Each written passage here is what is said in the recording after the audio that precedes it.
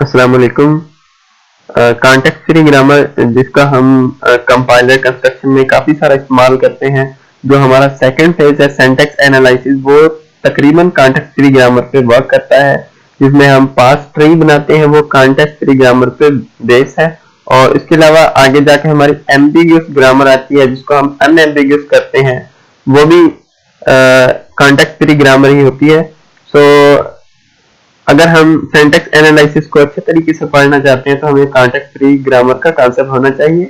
इसलिए मैं अब कॉन्टेक्स्ट फ्री ग्रामर को थोड़ा सा डिफाइन करूंगा, कांसेप्ट दूंगा, ताकि जो इसका कांसेप्ट है वो क्लियर हो जाए, ताकि हम आगे मूव कर सके। सो सबसे पहले देखते हैं कि कॉन्टेक्स्ट फ्री ग्रामर क्या है। Context free grammar basically consist of finite set of rules. Context free grammar को हम कहते हैं कि फाइनाइट सेट ऑफ रूल्स होते हैं जो मिलकर कॉन्टेक्स्ट फ्री ग्रामर बनाते हैं। ठीक है, क्या होते हैं? फाइनाइट सेट ऑफ रूल्स, यानी रूल के कॉम्बिनेशन को हम क्या कहते हैं? Context free grammar. अब रूल्स क्या है, इनको समझने के लिए हमें दो चीजें समझनी पड़ेंगी। कॉन्टेक्स्ट फ्री ग्रामर में हमारे दो किस्म के सैंपल आते हैं। एक को कहते हैं हम नॉन टर्मिनल, दूसरे को कहते हैं टर्मिनल। जो नॉन टर्मिनल होते हैं उनको हम V से शो करते हैं, और जो टर्मिनल होते हैं उनको हम T से शो करते हैं। जो भी हमारे कैपिटल अल्फाबेट आते हैं वो नॉन टर्मिनल होते हैं, जो स्मॉल अल्फाबेट आते हैं वो टर्मिनल होते हैं।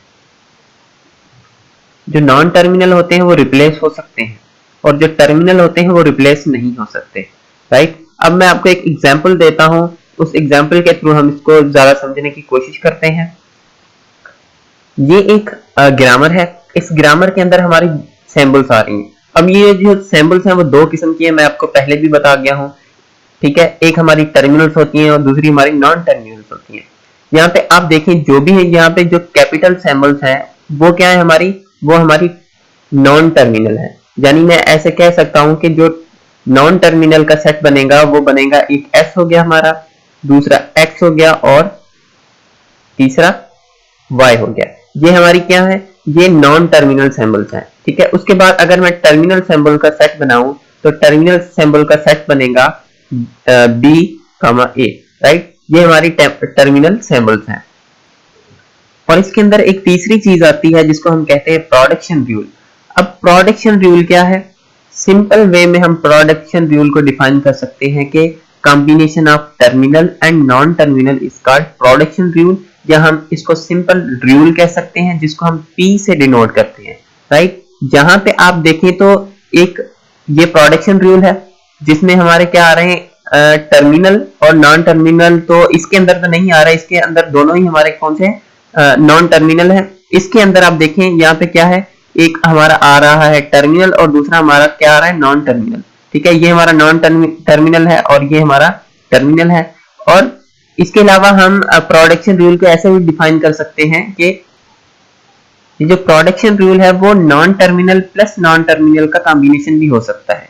यानी ये नॉन टर्मिनल और टर्मिनल का कॉम्बिनेशन भी हो सकता है, और non terminal plus non terminal का भी कॉम्बिनेशन हो सकता है। यानी इनमें से कोई भी एक हो सकता है, या टर्मिनल और नॉन टर्मिनल का होगा, या non terminal plus non terminal का होगा। यहाँ पे ये जो एक रूल है जिसको हम प्रोडक्शन रूल कह रहे हैं, ये कॉम्बिनेशन है हमारा नॉन टर्मिनल और नॉन टर्मिनल का, यानी यहाँ पे दोनों ही नॉन टर्मिनल है, तो हम इसको एक रूल कह सकते हैं।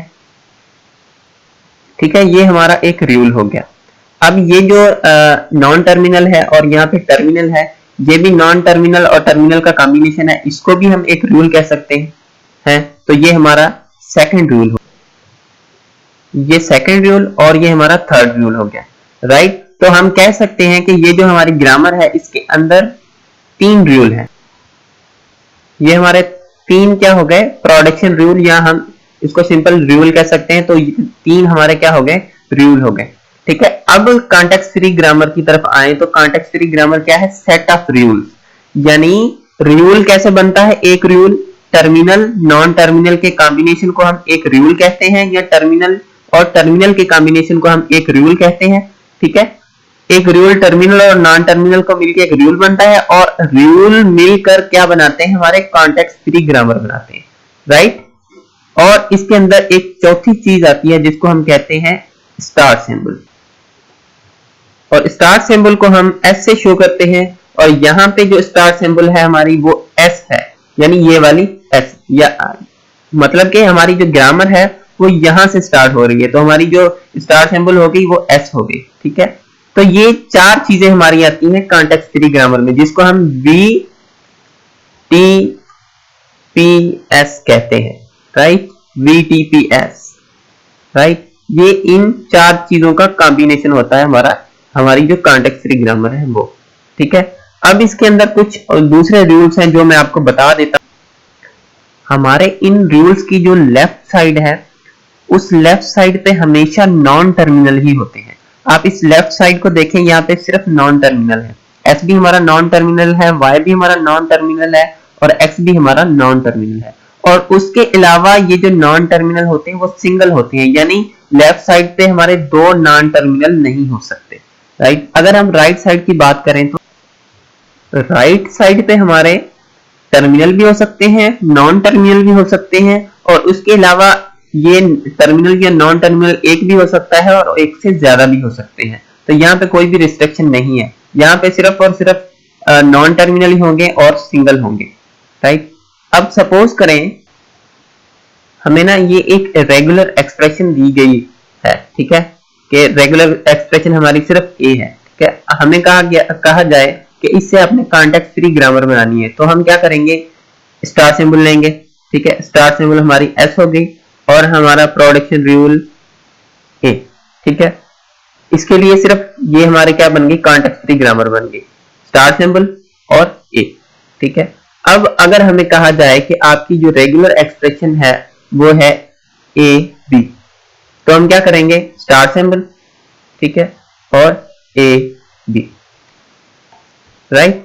अगर हमें कहा जाए कि आपकी रेगुलर एक्सप्रेशन है ए प्लस बी, ठीक है, ए प्लस बी,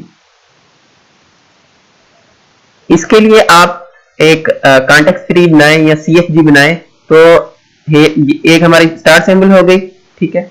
स्टार सिंबल के बाद यहां पे क्या हो रहा है कि ए प्लस बी है, यानी ये जो प्लस सिंबल है वो किस चीज का काम करती है, अगर आपने डिजिटल लॉजिक डिजाइन में पढ़ा हो तो ए सिंबल हमारा और का काम करती है, यानी यहाँ पे यहाँ ए है यहाँ बी है, तो हम इसको ऐसे डिफाइन कर सकते हैं ए और बी, या हम इसको ऐसे भी डिफाइन कर सकते हैं कि एस टेंड्स टू ए और एस टेंड्स टू बी, ठीक है।